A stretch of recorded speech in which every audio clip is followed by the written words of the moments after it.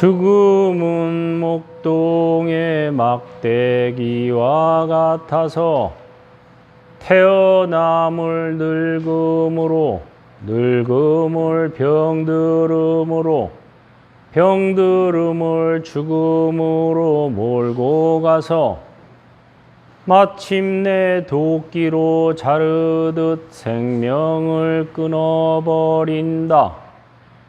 그럼에도 불구하고 윤회에서 벗어나려는 사람은 아무도 없고 오히려 다시 태어나려고 발버둥을 치는구나. 나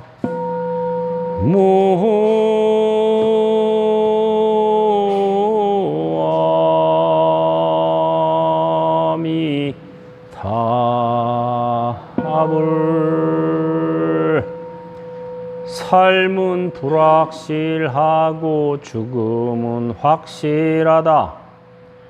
나는 반드시 죽는다. 죽음은 삶의 종착역이다. 죽음 나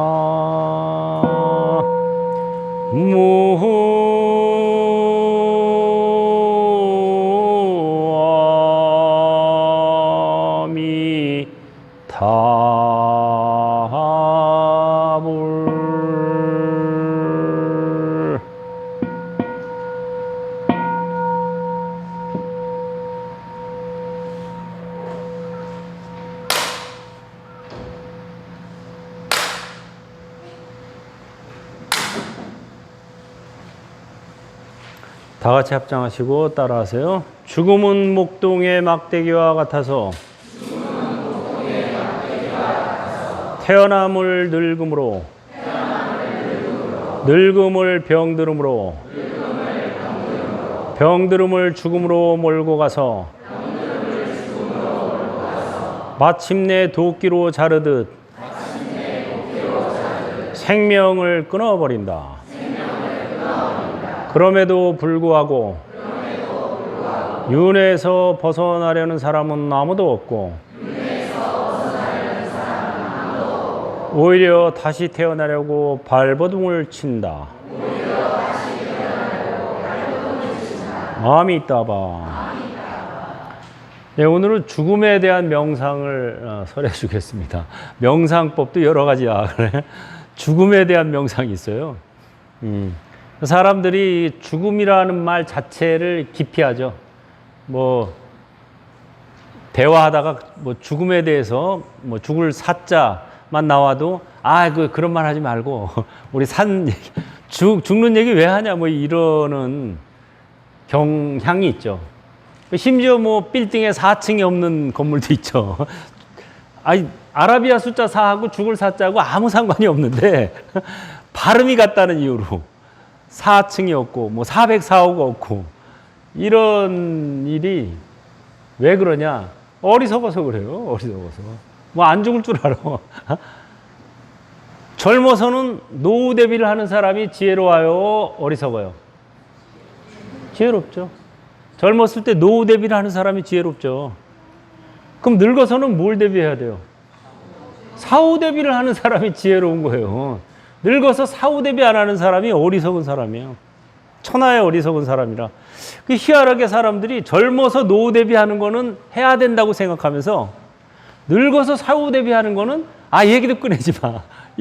이러는 경향이 다분히 있습니다. 그게 왜 그러냐? 어리석어서 그래요. 부처님께서 동원정사에서 위사카 부인의 말을 듣고 이 개송을 지금 우리가 읊은 개송을 읊으신 거예요. 위사카 부인이 굉장히 큰 부자였는데 재벌이죠, 요새로 말하면. 녹자모강당이라고도 하고 동원정사라고도 해요. 기원정사가 서쪽에 있었고 이게 이제 녹자모강당은 동쪽에 있었기 때문에 동원정사라고 또 불렀어요. 동원정사라는 아주 큰 절을 지어서 승단에 기부를 했습니다. 그래서 이제 부처님이 거기 와서 이제 법문을 해주시고 이랬는데 어느 날 이 위사카 부인이 그 절에 다니는 신도들한테 여론조사를 했어요. 너 왜 절에 다니냐? 절에 다니는 목적과 이유가 뭐냐 하고 이제 물어본 거예요. 그랬더니 대부분이 한다는 소리가 가족 잘 되라고요. 애들 잘 되라고요. 남편 잘 되라고요. 시험 합격하라고요. 소원 성취하라고요. 병에서 낫게 해달라고요. 요새 다니는 분들하고 행물선언 빼고 다른데 요새 절에 다니는 사람하고 똑같아요. 그런 식으로 얘기를 한 거예요.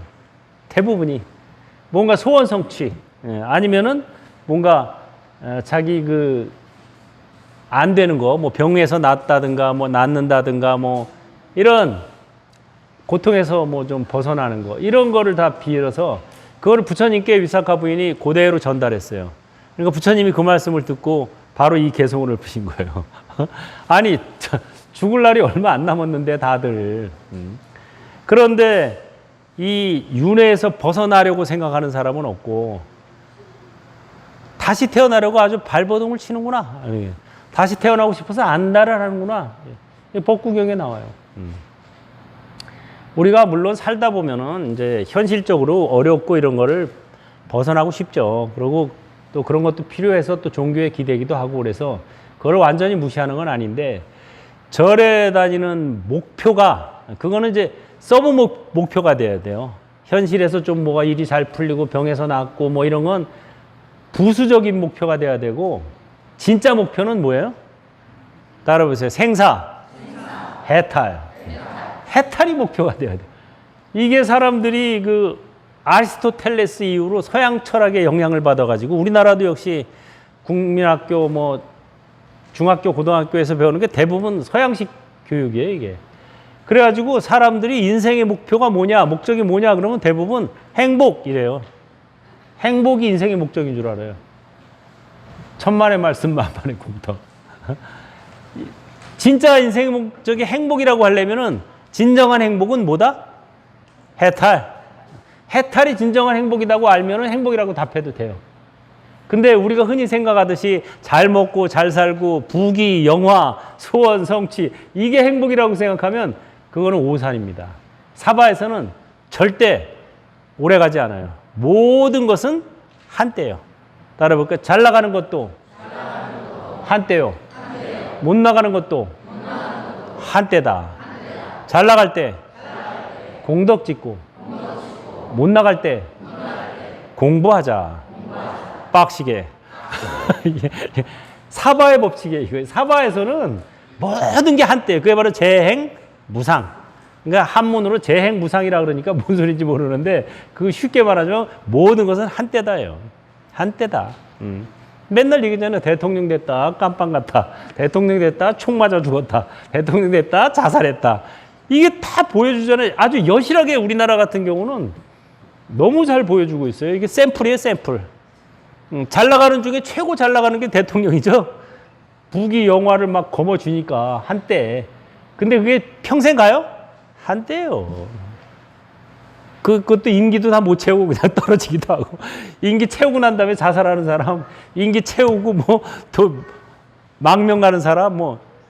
우리나라 대통령 역사 보면요. 아주 진짜 여러분 대통령 시켜줘도 안 한다 이렇게 해야 돼요. 전부 막 깜빵 가고 뭐 자살하고 쫓겨나고 무슨 뭐 총 맞아 죽고 그럼에도 불구하고 막 되어들라고 그렇게 하는 거 보면 사람 이게 이 개성이 딱 맞아요. 다시 태어나라고 아주 발버둥을 치는구나. 부처님 보시면은 다시 태어나라고 발버둥을 치는 거예요 이게. 그래서 인생의 목적은 해탈이 돼야 돼요. 해탈. 생사 해탈. 생사 윤회가 목적이 돼서는 안 되고 윤회를 좀 복스럽게 하고 싶다. 이거 하면 안 됩니다. 올라갔다 내려가요. 올라갔다 내려갔다. 계속인데 불행하게도 올라가 있는 시간은 적고 내려가 있는 시간이 훨씬 많아요. 여기는. 그거를 계속 무한반복하는 거예요. 무한반복. 그러니까 진정한 행복을 원한다면 방법은 한 가지밖에 없어요. 어디로 가는 거? 극락왕생. 극락 가면은 거기는 진공 묘유의 세계라 사막도가 없어요. 떨어지는 게 없어요. 퇴보가 없다 이렇게 나와요. 쭉 진전만 있어요. 그게 어떻게 가능하냐? 사바에서는 불가능해요. 근데 거기는 가능해요. 거긴 처음부터 그렇게 디자인이 됐어요. 설계를 아예 그렇게 했어요. 아미타 부처님이. 그러기 때문에 가능한 거고, 여기는 아예 설계가 이진법으로 했기 때문에 절대 불가능해요. 부처님도 늙고 병들어서 돌아가셨다니까. 부처님도 아들이 부처님보다 먼저 죽었다니까, 라울라가. 예? 그 여러분들이 아유 우리 자식들 오래 살게 해주세요 하고 빌잖아요. 막. 그럼 부처님 뭐라 그랬어요? 얘야, 내 아들도 나보다 먼저 갔다. 때가 되면 가는 거다. 그건 피할 수 없는 운명이다 이거예요. 목련존자도 사리자도 먼저 갔어요. 부처님보다. 사리자는 심지어 자기 어머니보다도 먼저 죽었어요. 그래가지고 사리자가 죽기 직전에 부처님한테 부처님 제가 고향에 가서 어머니를 만나 뵙고 죽겠습니다 하고 허락을 받아서 가요. 그래 갑니다. 집에 갔더니 어머니가 집에 가서 이제 그 이질 설사병 극심한 설사병에 걸렸는데 사리자가 먼저 음식을 잘못 갈아 먹어서 근데 어머니가 간병을 안 해주는 거예요. 쳐다보지도 않아. 저 새끼 저거. 사리자 집안이 7남매였어요. 7남매. 근데 사리자가 장남이에요. 제일 먼저 출가하고 그 다음에 6 동생을 다 출가시켰어. 사리자가. 동생을 다 출가시켜 놓으니까 뿔난 거야. 가문에 대가 끌어졌다고. 옛날에 왜 요새도 그런 분들 가끔 있대. 가문에 뭐 대가 끌어져서 뭐 3대 독자 무슨 5대 독자. 이거 다 부질없는 소리예요. 무슨 뭐 대가 어디 있고 가문이 어디 있어. 죽고 나면 가문 이런 거 없어요. 그냥 남이에요. 남 죽으면 다. 왼수 아니면 은인이에요. 살아있을 때 가문이고 부모 자식 간이지 죽으면 다 왼수 아니면 은인 둘 중에 하나예요. 그래서 또 만나야 돼. 왼수 갚으러 만나거나 은혜 갚으러 만나거나. 이게 근데 무한 반복돼. 왼수 됐다 은인 됐다. 왼수 됐다 은인 됐다. 여기 사바에는 무한 반복이에요. 그래서 아예 은원을 다 잊어라 이렇게 얘기하는 거예요. 돛 닦을 때는 은인도 잊어버리고 원수도 잊어버려라. 나는 그러면 원수만 잊어버리고 은인은 기억할래. 이게 될까요? 안 돼요. 여기는. 왜? 이진법이라. 절대. 올라가면 내려가야 돼. 오르막길이 있으면 뭐가 있다? 내리막길이 있어요. 그래서 놀려면 둘 다 놔야 돼요. 아예 왼수도 잊어버리고 은인도 잊어버리고. 그게 사바의 법칙이에요. 그래가지고 어머니가 이제 뿔나가지고 근데 정말 사실 다행인 것은 이 7남매가 전부 아라한이 돼요. 7남매, 그러니까 7 아라한을 낳은 엄마인 거예요. 야, 진짜 불자라면 얼마나 영광스럽겠어. 내 자식이 7인데 출가해서 전부 아라한이 됐어. 이거 정말 자랑할 일이지. 근데 불행하게도 이 어머니는 불자가 아니었어요. 신을 믿는 종교였어요. 왜냐? 이 어머니가 한참 클 때는 불교가 없었으니까. 그래서 신을 믿는 종교를 믿고 있었어요. 그래가지고 쳐다보지도 않았는데 간병도 안 하고 갑자기 한밤중에 집이 환해지는 거예요. 자기가 방 안에 있는데도 방 안까지 그 광명이 들어오는 거야. 깜짝 놀라서 나가봤어요. 이게 뭐지? 하고 나가봤더니 사리자 방에서 막 광명이 뿜어져 나오는 거야. 그 어떻게 된 거지? 하고 사리자 방으로 갔더니 웬걸 저기 계신 신중님들 재석천왕, 범천왕, 무슨 사천왕천 신들이 와가지고 자기 아들 간병을 들고 있는 거예요. 사리자. 그래가지고 깜짝 놀랍니다. 그래가지고 물어봐요. 아니 내 아들아, 네가 신들보다 더 높냐? 아주 단도직입적으로 그렇게 물어본 거예요. 아니 신들 중에서도 왕인 뭐 재석천왕, 범천왕 이런 사람 이런 신들이 와서 간병을 하니까 수발을 들고 똥 치우고 그러니까 놀란 거예요. 놀랬어 엄마가. 자기가 섬기는 신들이 내 아들을 와서 간병을 하고 있어. 그래가지고 이거 어떻게 된 거냐? 네가 신들보다 높냐? 그렇습니다 어머니. 거기에 이제 환희심을 낸 거예요. 이제 그때 와 우리 아들이 내가 섬기는 내가 평생을 섬겨왔던 신들보다 더 높은 경지에 이르렀다니 하고 막 그때서야 이제 감탄하고 있을 때 사리자가 법문을 설해줍니다. 그래가지고 그 자리에서 수다원가를 얻어요. 그리고 사리자는 죽어요. 이 세상의 효도 중에 최고 효도가 자기 부모를 수다원가를 얻게 해주는 거예요. 그러니까 부처님 태어나고 일주일 만에 어머니가 돌아가셨잖아요. 근데 나중에 성불 하고 나서 부처님이 어머니가 계신 도리천상으로 올라가서 거기에서 법문설에서 어머니를 수다원가를 얻게 해줘요. 그러고 내려오세요. 그 경전에 초기 경전에 자세히 나와요. 그게 뭐냐? 자기 부모님한테 대한 최고의 효도는 맛있는 거 뭐 주고 뭐 편하게 해드리고 뭐 맘 편하게 해드리고 이런 것도 효도지만 진정한 효도는 부처님도 행하고 사리자도 행한 효도는 부모를 수다원가를 얻게 해주는 거예요. 그럼 수다원가는 어떻게 얻느냐? 개송을 들어야 얻어요. 개송을 듣고 수다원, 아라한 이걸 얻는 거예요. 그래서 개송을 설해 주는 겁니다. 그래서 이 개송 명상이 그렇게 중요한 거예요. 근데 살아서 수다원가를 얻고 죽으면 좋을 텐데 그럼 바로 천상에 가요. 근데 천상에 가는 것보다 더 좋은 게 어디 가는 거예요? 극락에 가는 거예요. 알고 보면. 왜? 천상은 가더라도 거기는 역시 3개의 천상이에요. 3개. 우리가 서가모니 부처님을 3개 도사라 그러죠? 사바세계의 교주예요, 서가모니는. 사바세계는 3개로 이루어져 있어요. 욕계, 색계, 무색계. 그래서 그 안에 천상도 있고 지옥도 있고 다 있는 거예요. 3개 안에. 그렇기 때문에 결국 이게 사바세계이기 때문에 사바세계는 몇 진법이 지배한다? 2진법이 지배해요. 천상에 가도 다시 또 떨어져요. 복이 닿으면. 그래서 오르락 내리락 해요. 그래서 천상에 천당에 태어나는 것보다 더 좋은 게 어디로 가는 거다? 극락에 가는 거예요. 거기는 몇 진법이 지배해요? 공진법. 공진법이라고 들어봤어요? 공진법이라는 말은 내가 처음 썼어. 공진법. 이게 뭐냐? 진공 묘유의 세계예요. 거기 태어나는 몸은 이런 몸이 아니에요. 이런 몸이 아니고 쉽게 표현하면 홀로그램 같은 몸이에요. 홀로그램 같은 몸이라서 부딪혀도 부딪히지도 않아요. 그냥 쑥 지나가다. 그러니까 서로 다툴 일이 없어. 그 다음에 의식주가 저절로 해결. 생각만 하면 생각대로 해결돼. 그러니까 돈 안 벌어도 돼. 일 안 해도 돼. 그냥 하는 거는 딴 게 없어. 그냥 아미따바 하고 부처님들 설법 듣고 아침에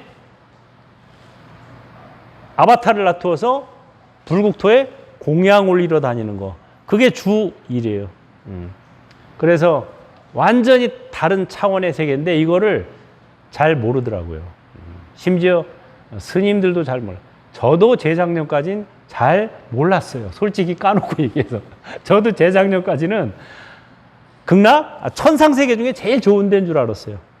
그러니까 천당 중에 최고의 천당이 극락이라고 알았어요. 알고 보니까 그게 아니야. 차원이 다른 세계, 차원이 다른 세계인데 그걸 모르니까 극락 가려고 발언을 안 하는 거예요. 극락의 정체를 정확히 알면 발언을 하게 되는데 거기도 역시 윤회계 중에 일부지 하고 이렇게 알고 있으면 발언을 안 해요. 그래서 스님들도 심지어 큰 스님들도 발언을 극락 가고자 진심으로 발언을 안 하기 때문에 죽어서도 못 가는 거예요. 방황해요. 뭐지 이거? 하고. 그래서 이런 법문을 해주는 사람이 많이 늘어나야 이제 극락 가는 사람이 늘어나는 거예요. 극락은 천상세계와 다른 세계다. 거기는 차원이 다르다. 공진법이다. 그리고 극락에 가면은 이제 극락이라고 이름을 지어서 극도의 낙원에서 즐겁게 사는 것만 생각하는데 즐겁게 사는 거는 부수입이에요. 주수입은 뭐다? 성불하는 거예요. 거기가 성불이에요. 가면 자동 성불이에요. 오토 성불. 여기서 뼈 빠지게 성불하려고 노력할 필요가 없어요. 따라보세요. 금생의 목표는 극락왕생. 극락에서의 목표는 성불. 이렇게 잡는 게 지혜로운 사람이에요. 금생에 여기서 성불하려고 그러면요. 맨 땅에 헤딩하기예요.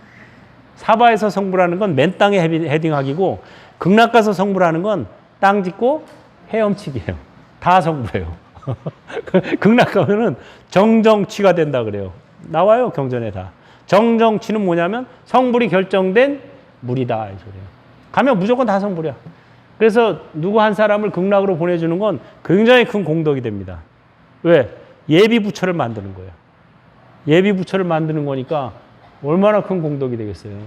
여기서 많은 사람을 도와주고 먹을 걸 주고 뭐 법을 설해서 마음 편안하게 주고 하는 것도 큰 공덕이지만 그거보다 더 큰 공덕은 한 사람을, 한 영가를, 한 조상을, 한 부모님을 극락으로 보내주는 거. 이게 훨씬 최고의 공덕. 그게 최고의 보살행이에요. 알고 보니까. 왜? 예비 부처를 만드니까. 부처님 만드는 거예요. 부처님. 이 부처님, 저 부처님, 저 부처님. 다 부처로 만드는 거예요. 이게 보내는 거. 시간 문제예요. 그래서 최고의 공덕이 된다. 여러분들이 이렇게 뜨거운 여름에 7번씩 제를 지내고 이런 것들이 결코 헛되지 않다. 이거를 말씀드리는 겁니다. 그리고 특히 또 우리 행불선언은 우리가 이제 아미따경 읽고 아미따바 독경을 하면 항상 아미따 부처님이 오십니다. 저하고 약속을 했어요. 제가 중국에 독림사에서 3번 가서 3번 다 친견했다 그랬죠. 그리고 이제 우리나라에 와서 여기서 이제 또 인사를 드리니까 말씀을 하시더라고요. 그래, 앞으로는 항상 너와 함께 하리라 이러셨어요. 그 뒤로는 뭐 그전에도 자주 오셨지만 그 뒤로는 이 독경이나 연부를 하면은 항상 오세요. 왜? 약속했기 때문에. 부처님이 약속을 어길 뿐이 아니죠. 그래서 내가 항상 몸과 마음을 단정하게 하고 항상 이렇게 하면은 항상 오십니다. 영가님들도 너무 좋아하세요. 왜? 다른 데서 뭐 천도제니 49제니 뭐 해도 아미타 부처님 오시는 걸 못 봤거든 거의. 그 여기 오시니까 영가들이 막 더 좋아해요. 그리고 와 진짜 오셨다 막 지네끼리 막 소리 비명을 질러. 와 진짜 오셨네 막 그러고 그런 거 안 들리죠 잘. 우리가 그리고 이제 이거 끝날 때 이렇게 돌면서 오음연불 하잖아요. 더 좋아해요 영가님들이. 막 와 진짜구나. 와 이번 생에 극락 가겠구나 이번에는 하고 그러면서 환희심을 일으킵니다. 그래서 영가님들을 여러분에게 연이 있는 영가들을 이렇게 환희심 나고 극락으로 보내주면 여러분도 일이 잘 풀리는 거예요. 왜? 그 내 주변을 떠도는 영가님들이 다 나에게는 업장이 됩니다. 과거에 나하고 뭔가 연이 있는 사람들이에요. 그 내 주변을 맴돌면은 그게 나에게는 장애물이 돼요. 장애물. 여러분 눈에 안 보여서 그렇지. 진짜 여러분이 만약에 여기 사람들이 이렇게 빽빽 서 있으면 내가 마음대로 못 가죠? 걸려서. 그런 식으로 이렇게 반연 있는 영가들이 많을수록 장애가 커지는 거예요. 그래서 되도록이면 그런 분들을 극락으로 보내는 것은 결국은 영가들을 위한 일이지만 궁극적으로는 누구를 위한 게 된다? 나를 위한 게 되는 거예요. 나를. 사실은 나를 위한 겁니다. 그게. 그리고 여러분들도 또 이 세상에 대해서 새로운 관점을 가지는 거예요. 이 스님들이나 이 공부 좀 했다는 사람들이 이 극락에를 잘 못 가는 이유가 뭐냐면 이 성품, 참선은 견성 공부예요. 성품을 본다 그래서 몸과 마음을 좀 허투루 생각합니다. 몸과 마음은 아바타라고 제가 얘기했죠. 그건 맞아요. 관찰자가 진짜 나예요. 관찰자가 성품이고 몸과 마음은 아바타입니다. 성품이 진짜 나고. 근데 이 관찰자인 성품은 존재 이전짜리예요. 비존재의 존재예요. 그렇기 때문에 관찰자인 성품이 몸과 마음으로 나타나는 거예요. 그러니까 자주 드린 말씀이지만 진짜 부처는 비로자나 법신불이에요. 법신불이 진짜 부처예요. 근데 법신불은 정해진 몸뚱이나 마음이 없어요. 그래서 아무도 알아볼 수도 없고 또 중생교화를 할 수가 없어요. 그래서 중생교화를 하기 위해서 빛깔과 음성으로 일부러 아바타로 놔둔 분이 아미타불이고 그래도 중생교화가 안 되니까 아미타 부처님이 오셔도 뭐 알아보지를 못하잖아요. 그러니까 할 수 없이 우리와 똑같은 이런 살덩어리 아바타로 오신 분이 서가모니 부처님이에요. 그러니까 성품과 몸, 성품과 마음은 둘이 아니다. 그럴 때 그런 표현을 써요. 둘이 아니다. 하나다 그러면 또 안 맞죠? 그러니까 아바타와 관찰자는 둘이 아니다 이렇게 하시면 돼요. 본래는 하나였지만 작용은 따로 한다. 그래서 둘이 아니다라는 거예요, 이게. 그걸 우리가 정확히 아는 분들이 잘 없더라고요. 그래서 이걸 알게 되면은, 아, 이게 몸뚱이가 아바타지만 이걸 잘 써줘야 되는 거구나. 그리고 신들도 아바타지만 잘 우리가 활용을 해야 되는 거구나. 이렇게 하는 거예요.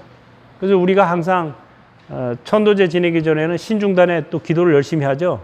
그 이유는 뭐냐면 영가들도 여러 가지예요. 아주 뭐 별하별 영가가 다 있어. 와서 뭐 하여튼 뭐 핑계 없는 무덤 없다고 억울하게 죽지 않은 영가가 없어. 보면은 뭐 그냥 뭐 나를 요양병원에 보내서 내가 일찍 죽었고, 요양병원에 보내놓고 찾아오지도 않아서 일찍 죽었고, 뭐 병들었는데 병원에 데리가지 않아서 일찍 죽었고, 다 보면은 아주 핑계 없는 무덤이 없어요. 다 이유가 있어. 더 살 수 있었는데, 자식 새끼들이 돌보지 않아서 일찍 죽었다 이거예요. 아니면 뭐 낙태한 태아는 낙태시켜서 죽었으니까 그건 뭐 당연히 살인이고, 그 다음에 자연유산했어도 아이고 나 좀 잘 좀 돌보지 말이야. 산모가 잘 돌보지 않고 뭐 비행기 타고 왔다 갔다 하는 바람에 낙태하고 자연유산하고 이러잖아요. 왜? 잘 못 봐서. 그것도 역시 원망이 돼요. 그러니까는 그런 그거를 잠재우기 위해서 신중기도를 열심히 하는 거예요. 그럼 신중님은 우리 따지면 군인하고 경찰하고 같아요. 여기 군경이 쫙 깔리니까 꼼짝 말아요. 아, 네. 일단 정리정돈을 해놓고, 그리고 이제 법문해주고, 그 다음에 이제 기도 드려주고, 공덕을 드려서 회양해주고, 이게 다 그래서 필요해서 하는 겁니다. 물론 모든 영가가 그런 건 아니에요. 그 중에 일부지만 정리정돈을 해주는 거예요. 신중님을 청해서. 그리고 이제 좋게 말로 해서 잘 듣는 영가도 있고, 좋게 말로 해서 안 듣는, 어깃장 놓고 사고 치는 영가들도 있어요. 그래서 신중님을 쫙 모셔놔야 조용해집니다. 평정이 돼요, 평정.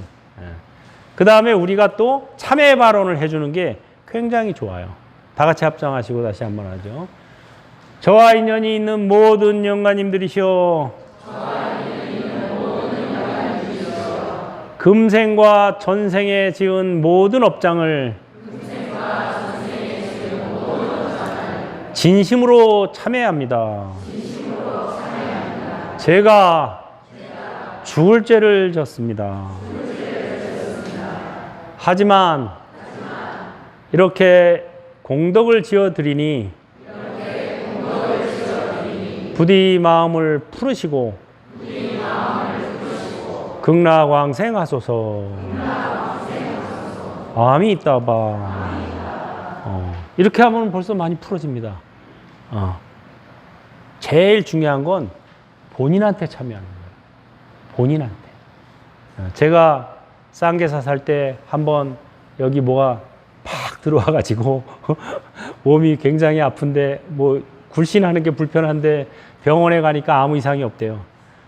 그래가지고 할 수 없이 이제 쌍계사 부전 스님을 자청을 해서 기도를 했어요. 하루에 죽 한 끼만 먹고 4분 정근 2시간씩 4번 8시간씩 그 관세음 기도를 했습니다. 하면서 한 3주 하다 보니까 이게 왜 내가 아픈지를 알겠어요. 과거에 살생의 연이 여기 들어온 거예요, 나한테. 기회를 쫙 보다가 때가 되면 팍 들어오는 거예요. 그래가지고 제가 부처님한테 참여를 했죠. 부처님, 제가 죽을 죄를 졌습니다. 진심으로 참여합니다. 제가 과거에 뭣도 모르고 살생을 저질렀습니다. 그리고 나서 이 영가한테 제가 또 직접 참여를 했어요. 정말 미안하다. 내가 죽을 죄를 졌다. 진심으로 참여한다. 하고 참여를 진심으로 하고, 이제 관음정은 하면서 입으로는 관세음보살 정근하고 있는데 마음으로 이제 그렇게 한 거죠. 참여를. 부처님한테 참여하고 영가한테 진심으로 내가 잘못했다. 죽을 죄를 졌다. 하고서 이제 나중에 그랬죠. 조금 뜸을 들여서 그렇긴 한데 이렇게 해서 내가 쓰러지면 너도 또 역시 새로운 업을 짓는 게 되니까 이쯤에서 좀 떠나주면 내가 너를 위해서 기도도 해주고 제도 올려주마. 이렇게 했어요. 쟤도 올려주마 하는 순간에 뚝 떨어져 나가더라고. 진짜 여기 이딴만한 혹이 달려있다가 떨어지는 느낌 있죠? 왜? 뭔가 이딴만한 혹이 달려있어요. 근데 안 보여? 보이진 않아. 이게 병원에 가도 이게 아무 이상 없대. 혈압이고 뭐고 뭐 아무 이상 없는데요. 뭐 꾀병 환자처럼 막 쳐다봐. 아, 나는 죽겠는데. 나는 여기가 무거워서 고개도 이렇게 제대로 못하고 이러고 다녀야 돼. 근데 그래가지고 진심 어린 내가 참여를 했더니 뚝 떨어지더라고요. 뚝 떨어지는 순간 말짱해졌어요. 몸이 쌩쌩해졌어요. 직접 제가 체험한 거예요. 그래서 여러분들이 영가천도 할 때는 항상 그런 참회하는 마음으로 하는 게 굉장히 중요합니다. 그래서 첫째가 참회, 그 다음에 발언. 그래, 내가 공덕을 너를 위해서 제도 지내주고 공덕을 지어서 회항해 주마. 이러면은 뚝 떨어집니다. 그리고 이제 독경하고 연불해 주는 거. 이 세 가지가 최고예요. 천도제 지내는 거. 천도제 지내는 거를 물론 뭐 스님이나 부처님의 위력, 뭐 위신력으로 이게 해주는 것도 필요하지만 그거에만 맡기면은 전체가 다 안 돼요. 되는 경우도 있고 안 되는 경우도 있어요. 왜? 아직 원한심이 남아있으면 부처님이 와도 안 가요. 안 따라가요. 아미타 부처님이 오셨는데도 안 따라가요. 왜? 아직 원망이나 애착이 남아있어서. 너무 애착이 크거나 너무 원한심이 크잖아요. 안 따라가요. 제가 이렇게 법문해줘도 콧방구도 안 껴요. 딴청 부려요. 왜? 이 원망심에 가득 차 있거나 아니면 그냥 애착심이 가득 차 있으면 본드 붙여놓은 거예요. 그러니까 한마디로 말해서 본드 붙여놨는데 어딜 가. 여기 딱 달라붙어가지고 못 떠나요. 그래서 여러분들이 스스로 이렇게 참회하고 또 그 다음에 돌아가신 분을 위해서 내가 공덕을 지어서 회향을 해주고 그 다음에 이제 기도하고 이런 삼박자가 맞아떨어지면 전부 대부분 다 이렇게 할 수가 있어요. 그래서 여러분들이 이 허투루 생각하지 마시고 영가들이 그럼 진짜 있냐? 진짜 있어요. 다 우리가 눈에 안 보인다고 무시해서는 안 되고 진짜 있고 그럼 뭐 돌아가신 이제 경전에 보면은 백중기도가 현세의 부모와 과거 생의 7대 부모까지 행복해진다 이렇게 돼 있어요. 그럼 뭐 7대 부모나 3대 부모가 다 돌아가셔서 벌써 딴 데 태어났었을 텐데 이거 해주면 무슨 소용이냐? 그렇지가 않아요. 공덕을 들여서 회양해주면 그 사람이 어디 태어났더라도 예를 들어서 축생으로 태어났어. 응? 이미 실제로 미안한 얘기지만 지금 현 사회에서요. 죽어서 사람이 죽잖아요. 그러면 한 70에서 80%는 축생으로 태어나요. 네. 그렇다고 얘기해 줄 수는 없지. 네 아버지 죽어서 축생 됐어. 개 됐어. 뭐 돼지 됐어. 얘기해 줄 수는 없어요. 그랬다가는 뭐 쌍욕을 하게 날 붙잡고 그런 경우가 많아요. 왜? 사람들이요. 본능을 절제하지 않고 사는 버릇이 있어서 그래요. 본능에 충실하게 살면은 다 축생돼요. 본능에 충실한 게 뭐 어려운 게 아니에요. 아주 쉬워요. 본능에 충실하기가. 오로지 나와 내 가족만을 위해서 산다. 이거 본능에 충실한 거예요. 그 다음에 만난 거 먹으러 다니는 거 즐긴다. 재밌는 거 즐기면서 찾아다닌다. 뭐 이거 다 본능에 충실한 거예요. 본능에 충실하기 아주 쉽습니다. 그냥 내 욕심대로 살아간다. 이거 다 본능에 충실한 거예요. 본능을 절제할 줄 알아야 돼요. 본능을 절제하고 나만을 위해서 사는 게 아니라 남들을 배려하고 본능을 절제하고 남들을 배려하는 건 축생이 할 수 있어요, 없어요? 못해요, 축생은. 돼지가 뭐 여기 있는 거 먹다가 옆에 돼지 오면 야 이건 네 먹어라 하고 줘요? 이 새끼 어디로? 절대 본능을 절제하고 남에게 보시를 베푸는 거는 축생은 못해요. 그런 마음을 연습하면 인간이나 천상에 가는 거예요. 그러니까 그래서 우리가 축생에 태어나기가 의외로 쉬워요. 그거를 사람들이 의외로 모르더라고. 뭐 대단한 악업을 지어야 축생에 태어나는 줄 알아요. 노 땡큐. 악업을 지으면 축생에 안 태어나요. 지옥에 가요. 지옥에. 악업을 지면 축생에 태어나는 게 아니라 지옥에 가요. 본능에 충실하게 살면 축생으로 태어나요. 본능을 절제하면 인간으로 태어나요. 본능을 절제하고 선행까지 하면 천상에 가요. 본능을 절제하고 선행도 하고 연불까지 하면 어디로 가요? 극락에 가요. 이게 굉장히 아주 이치는 간단한데 행하기가 어렵죠. 그래도 알고는 있어야 돼요. 알고는 있어야 이게 절제가 되죠. 그래서 여러분들이 그런 걸 잘 알고 법문을 들어야 합니다. 그거를. 그래서 연가들이 다 있고 이미 축생으로 태어난 조상이라도 공덕을 들여서 회양을 해주면 그 축생이 죽어요. 그래서 뭐로 태어날까? 인간으로 태어나요. 우리는 죽음 자체를 굉장히 재앙이라고 생각하는데 죽음 그 자체는 재앙이 될 수도 있고 축복이 될 수도 있어요. 잘 될 사람에게는 축복인 거고 극락 갈 사람들에게는 한없는 축복인 거고 못 될 사람들, 축생으로 태어나거나 지옥 갈 사람들에게는 재앙인 거예요. 그래서 그 사람이 살아있으면서 얼마나 선행을 했느냐. 선행을 한 사람에게 죽음은 축복이에요. 그래서 저 죽음은 와서 박수치고 노래하시면 돼요. 죽음 축하합니다. 죽음 축하합니다. 해피 데스 데이. 왜? 어디로 가니까? 극락 갔는데 왜 울어? 극락 갔는데. 근데 악행을 저지르는 사람이 죽으면 당연히 애도를 해줘야 돼요. 아이고, 죽어서 축생되거나 지옥 갔겠구나. 이놈아, 잘 살라니까. 그렇게 말도 안 듣더니, 언제 벗어날래? 그래서 어떻게 살았느냐에 따라 죽음이 재앙이 되기도 하고 축복이 되기도 합니다. 여기 계신 분들은 축복이 되겠지, 당연히. 이렇게 지금 공을 들이고 있으니까. 여러분은 해피 버스데이가 아니라 해피 데스데이예요. 죽은 날 축하합니다. 이보다 더 좋은 게 어디 있어요? 티켓팅 해놨으니까 금년결사 저기 예약해 놓은 거예요, 지금. 그래서 금년결사 들은 사람들은 죽으면 바로 금년이 와요. 와서 태우고 가요. 아미타 부처님과 금년이 같이 와서 그냥 거기에 타기만 하면 바로 하품에 갈 사람은 10대 몸으로 바뀌고 중품에 갈 사람은 20대 몸으로 바뀌고 상품에 갈 사람은 30대 초반의 몸으로 바뀌어요. 이 몸으로 가는 게 아니에요. 이 몸으로 가면 그게 뭐 좋겠어요. 가서도 골골하고. 이 몸을, 지금 이 몸으로 가는 게 아니에요. 절대. 바뀌어요, 몸이.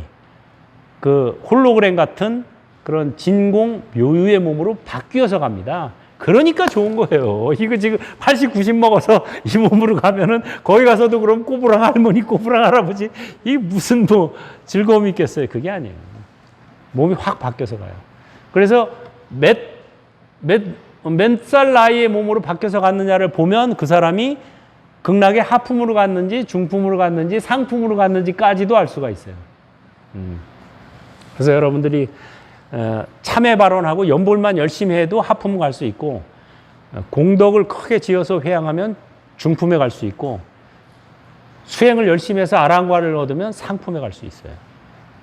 기왕이면 하품 하생보다는 상품 상생이 좋겠죠. 상품 상생은 조금 엄두가 안 나는 것 같고 언감생심. 상품 상생에 가려면 아바타가 아미따바 여말뿐 이게 체화돼야 돼요. 자기 것이 돼야 돼요. 그래서 아바타가 아미타바 여말뿐이 되면은 상품, 그건 부처님이 인증해 주셨어요, 저한테. 제가 개송을 지어서 참선은 재상비상이라 살불 살조하고 정토는 이상치상이라 활불 활조하네. 상으로서 상을 다스리니 아바타가 아미따바 여말뿐 하니까 바로 부처님이 그대로만 하면 상품 상생이다 이러시더라고요. 아, 상품 상생하는 비결이 이거구나 하고 정확히 인증을 받았어요. 그래서 저도 이제 열심히 하고 있는 거예요, 지금. 극락 가이드가 돼가지고 열심히 하되 복덕을 짓되 이게 내가 하는 게 아니라 누가 한다? 아바타가 한다. 하는 마음가짐으로 계속 하면은 나중에 상품 상생에 갈 수가 있어요. 야, 가기만 해도 얼마나 좋을까. 좀 더 하고 가야 상품 상생 갈 것 같아. 지금 가면은 상생 못 갈 것 같아. 좀 더 공덕을 지어서 예비부처를 많이 만들어 놓고 가면 상품 상생 가는 거예요. 그게. 공덕도 짓고 아라한과도 없고 깨달음도 없고 이게 바로 그게 비결입니다. 그래서 여러분들이 지금부터 꾸준히 연습을 해가지고 그렇게 하길 바랍니다. 따라하세요. 합장하고 삶은 불확실하고 죽음은 확실하다. 나는 반드시 죽는다. 죽음은 삶의 종착역이다. 죽음. 거기 한번 같이 읽죠. 죽음에 대해 명상하라. 네. 같이 읽어요. 죽음에 대해 명상하지 않은 사람은 마치 지팡이도 없는 사람이 독사를 보면 두려움에 휩싸이듯 마지막 순간이 다가오면 공포에 휩싸여 당황하며 어쩔 줄 모른다. 그러나 죽음에 대해 명상한 사람은 마치 지팡이를 가진 사람이 독사를 보면 지팡이로 머리를 쳐서 내던지듯 마지막 순간이 다가와도 두려움에 떨지 않을 것이다. 여기 부처님 말씀이에요. 그래서 부처님께서 죽음에 대해 명상하라 하고 가르치셨어요. 죽음을 뭐 회피하거나 사자 죽는 얘기 왜 꺼내? 미리 절대 이러면 안 돼요. 죽음에 대해 명상을 해야 돼요. 특히 나이 드신 분들은 죽음과 친해져야 돼요. 친해져야 돼. 진시 황제가 불로장생하겠다고 별짓을 다 하다가 결국은 몇 살에 죽었어요? 49살에 죽었어요. 불로장생하겠다고 별의별 짓을 다 했는데 49살에 죽었어요. 근데 죽음에 대한 얘기를 친아들이 절대 못 꺼내게 했어요.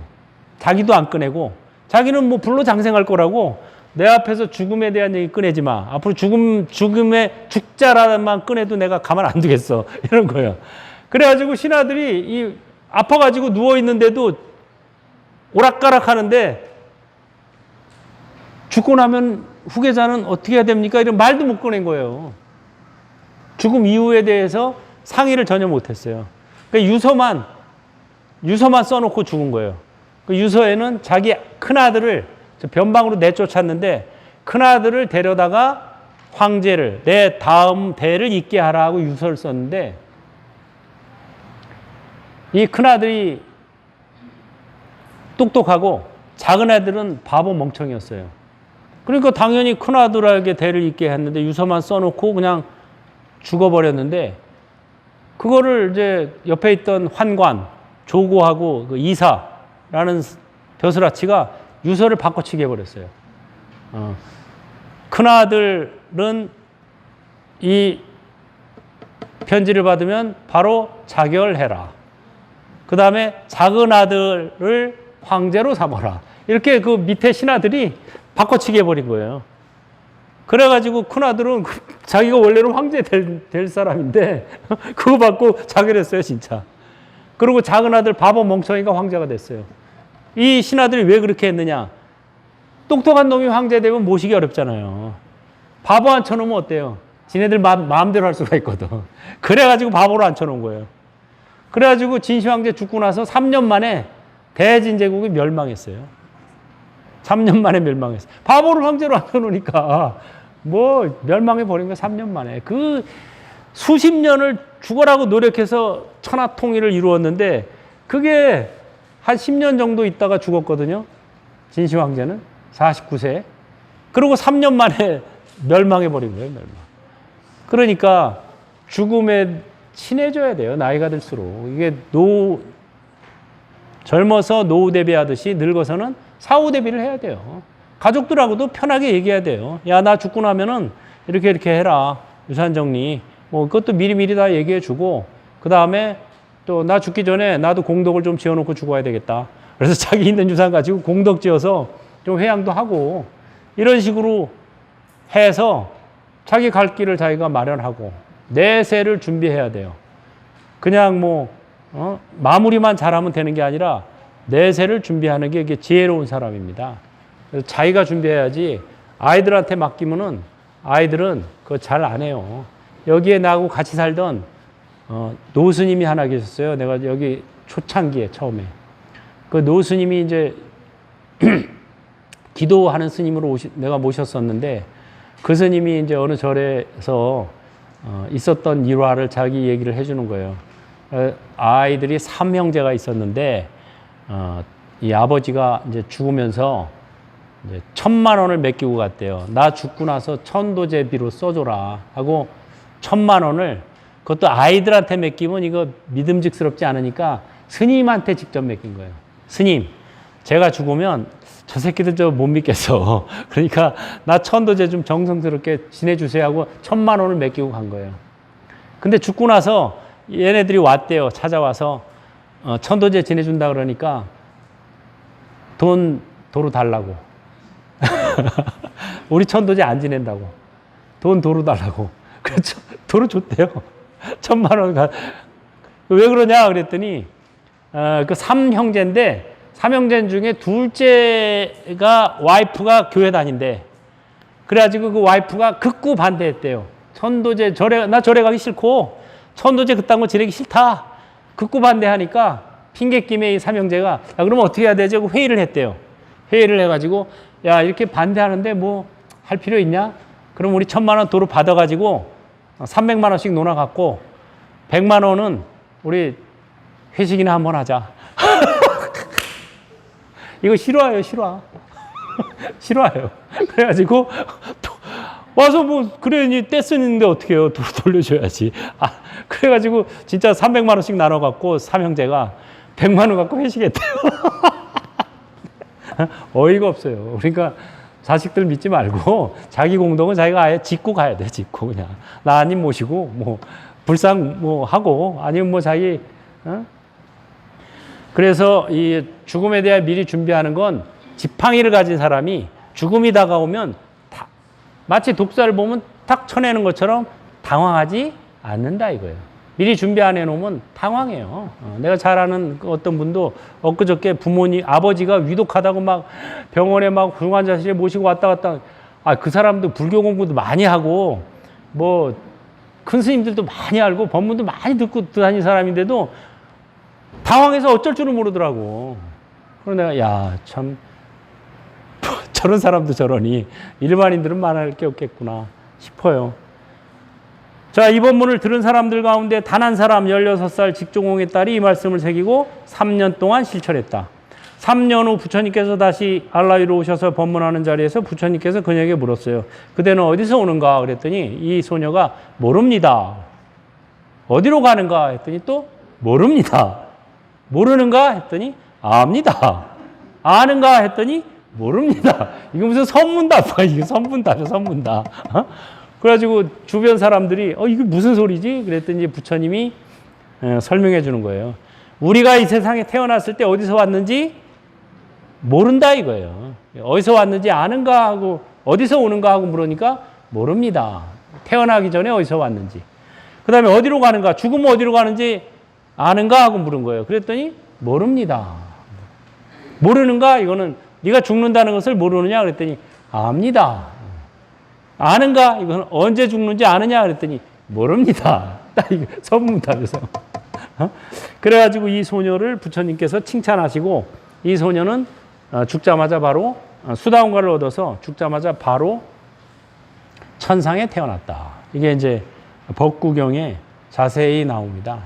그래서 우리가 태어나기 전에 어디서 왔는지 모르고 죽으면 어디로 갈지도 모르면은 인생이 방황이 되는 거예요.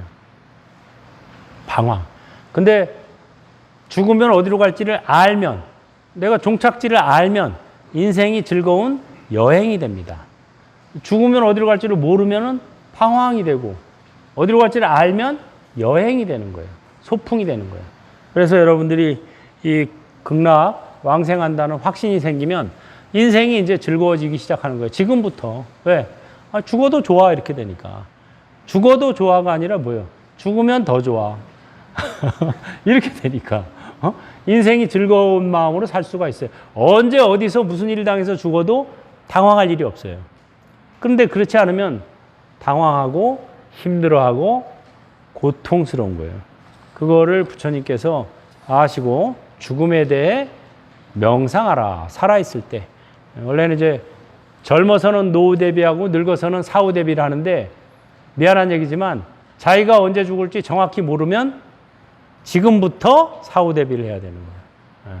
뭐 요새 뭐 늙어서만 죽어요? 젊어서도 잘 죽죠? 그러니까 지금부터 자기가 정확히 죽을 날짜를 모른다면 언제부터 대비해야 된다? 지금부터 대비해야 됩니다. 다 같이 합장하시고 삶은 불확실하고 죽음은 확실하다. 나는 반드시 죽는다.